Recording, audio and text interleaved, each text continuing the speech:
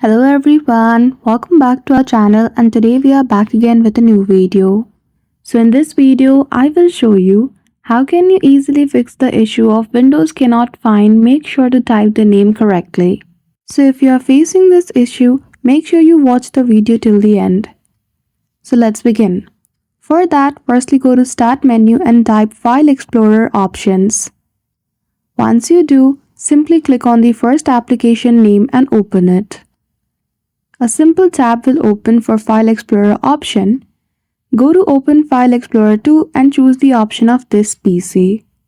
Then after apply this feature, after that simply right click on any one of the application on here and there you will see the option of Go to Applications Location or simply Open File Location option in the menu.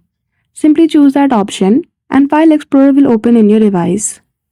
Once you do, tap on the application's name and at the top, choose the option of Rename.